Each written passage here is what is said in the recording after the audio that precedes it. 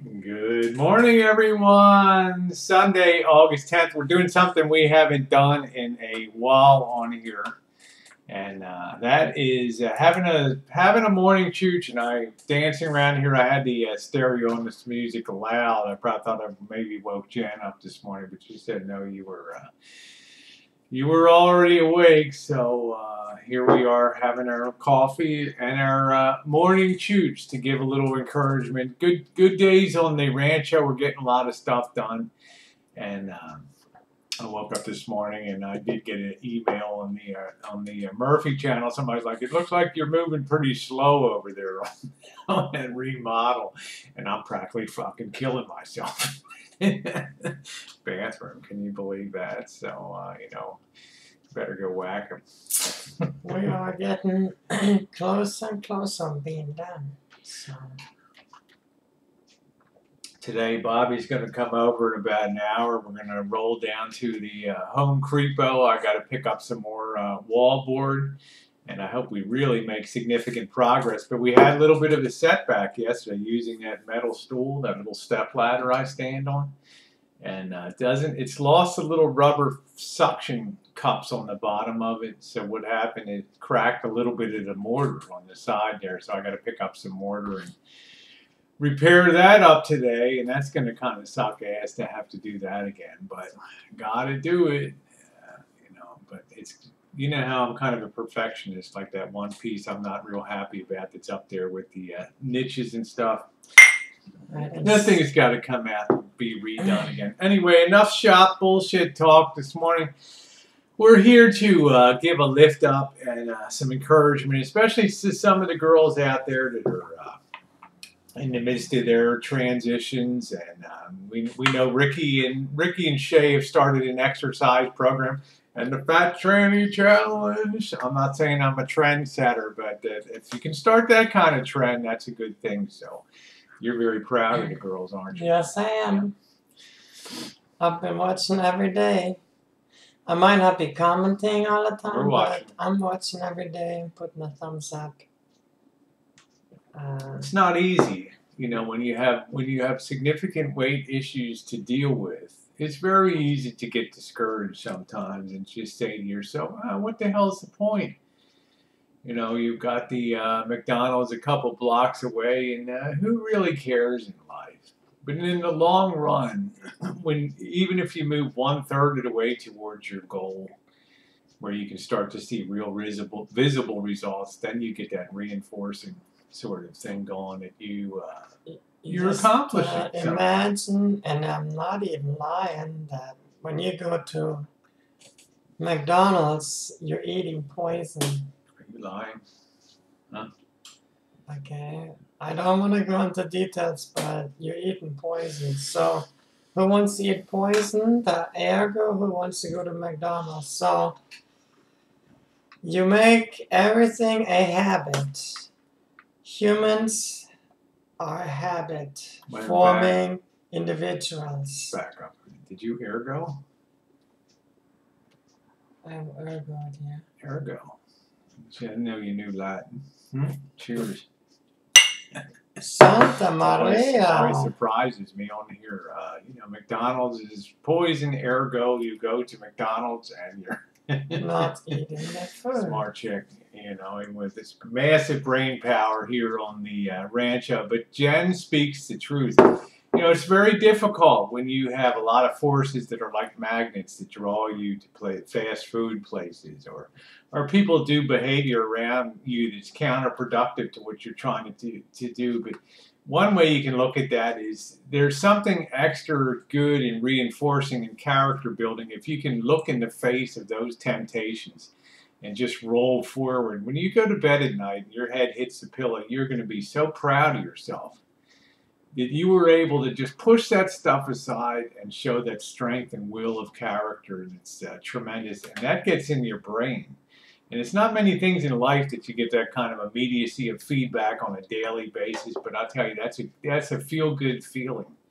Sure, you got to wake up the next morning and you got to fight the battle again. But when you go to bed that night, you not notched off another day on the calendar. And I like our friend Ben Rye.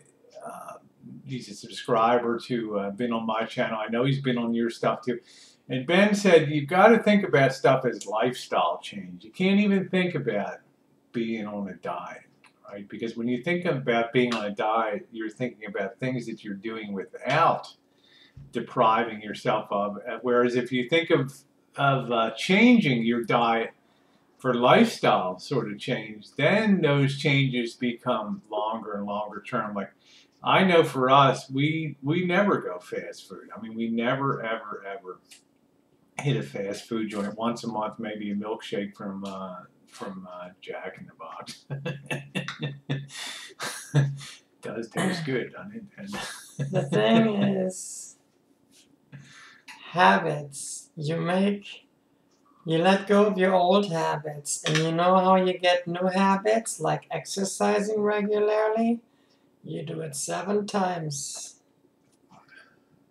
Regularly, every day. 2 o'clock, 3 o'clock, whatever. Boom. 7 days in a row. Boom, boom, boom, boom, boom. And your brain will automatically turn it into a habit. Like instead of running to the McDonald's, you actually running on a treadmill or doing other stuff. I'd watch you run to McDonald's. Boing, boing. But it's a good thing not to, it's a good thing to knock off that kind of habit. And it's tough because that food is prepared. I mean, they got hundreds of people just working at these corporations and stuff. Their sole goal in life is to get you to overconsume their products. It's like you look at something like Doritos and stuff like that. It used to be they had a 99-cent or 50-cent bag of Dorito. It was about 1.5, 2 ounces. Now all of a sudden you can't even find small bags of Doritos. It went up to 99 cents. Then it was $1.29. Now it's $1.49.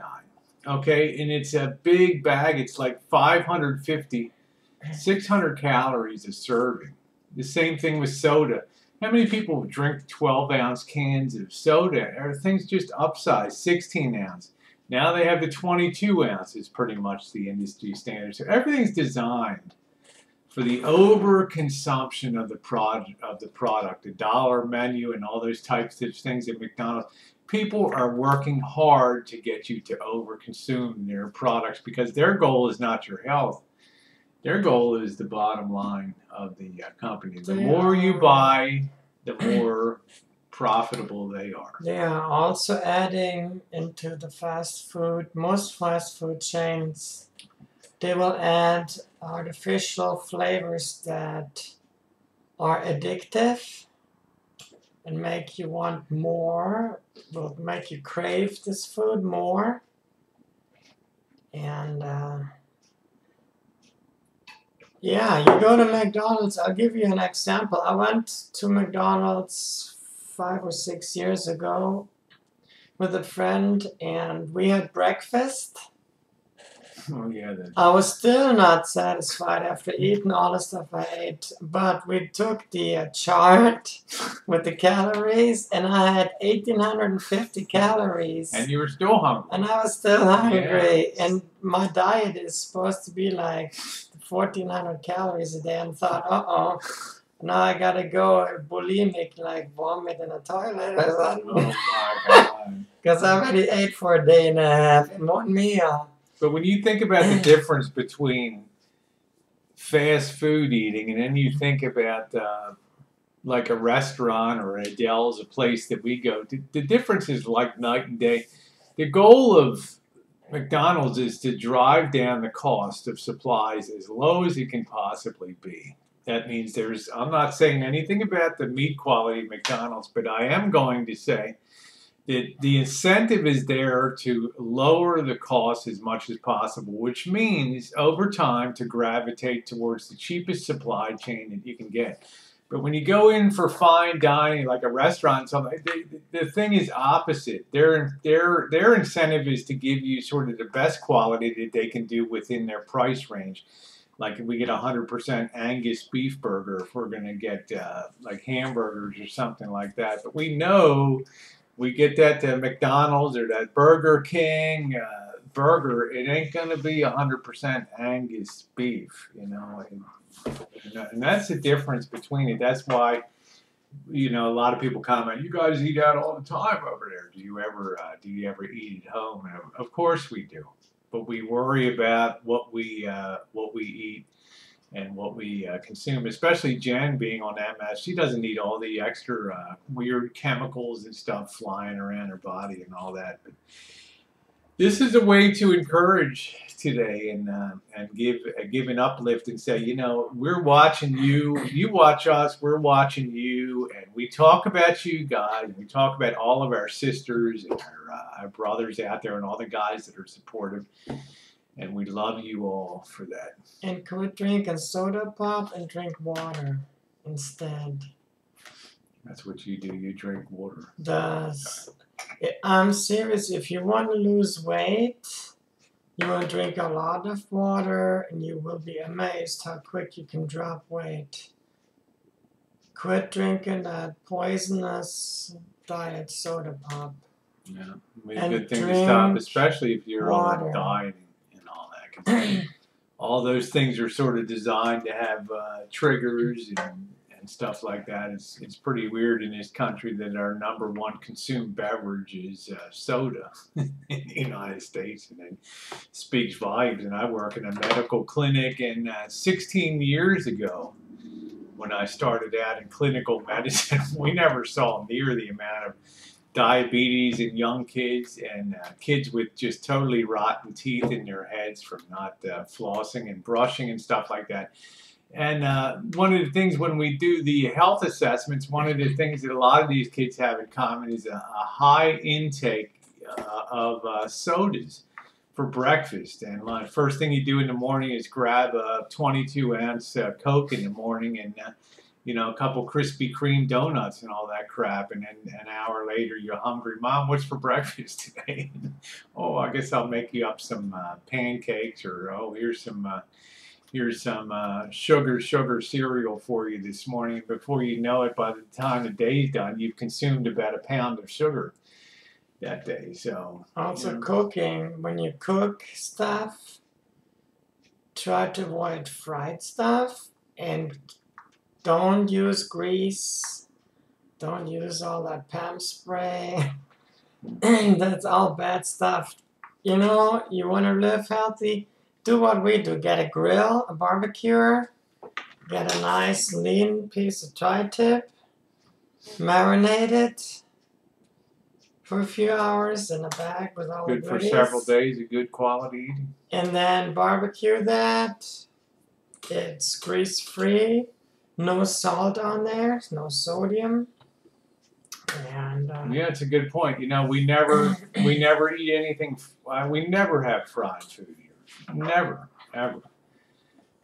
If we have an egg or something, it's usually hard boiled or something like that. But we don't ever put oil in a pan to for frying up things. If we can grill, we grill. We bake. If we can bake and stuff like that. Potatoes. I mean, we'll have good sized potatoes, but they're always baked, and we don't put a lot of extra stuff on it. And the thing we do is we don't do a lot of processed food here, especially on the weekend when we're going to cook. We buy the high quality stuff and sit down and have a good dinner. Yeah, that's the last thing I want to say to myself. Just don't eat on the fly. Get used to sitting down at the table and setting your meal in front of you. Too many people just grab stuff on the fly, and then at the end of the day, they've consumed 3,000, 4,000, 5,000 calories in a day without even realizing it. And the lack of exercise just builds on that weight like crazy. But write it down. Write down whatever you eat during the day, and then in the evening, sit down and look at it. Yeah. Add up the calories and go, "Oh my God." The last thing I want to say is don't assume that, these people go on these crazy crash diets of 500 calories a day.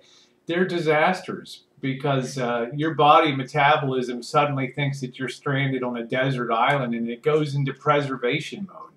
So it's the first thing it wants to hold on to when it thinks its survival is threatened is the fat that's stored in the body, okay? So what it starts to do is metabolize muscle. And this is why sometimes when people go on crash diets, they suddenly have massive heart attacks and die because, of course, the largest muscle in your body is the heart.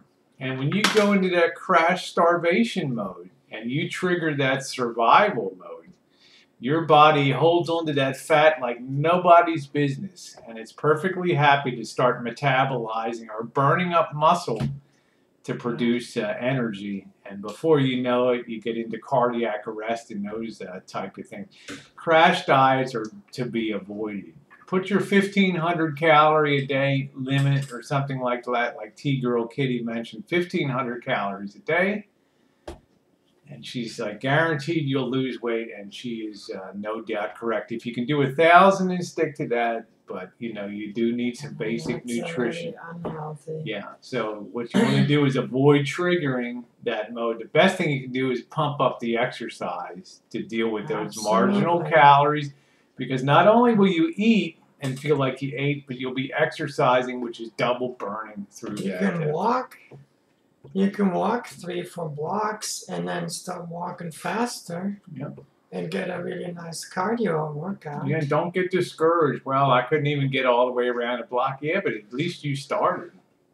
A week from now you will get all the way around the block, and 2 weeks from now you'll be walking a mile around, starting to look at your city or wherever you live and say, wow, I never noticed this or that. I mean, when you do stuff walking as opposed to riding, it's a whole different experience. Right, and make sure you don't walk past McDonald's. All right, so we're here to encourage today, tell you guys we love you, and no matter what your challenges are in transition or not transitioning, just in life, just realize, take your time, develop a plan you can stick with to do the changes that have to be made. Now look at the solutions, not the problem. Have a wonderful Sunday, everybody.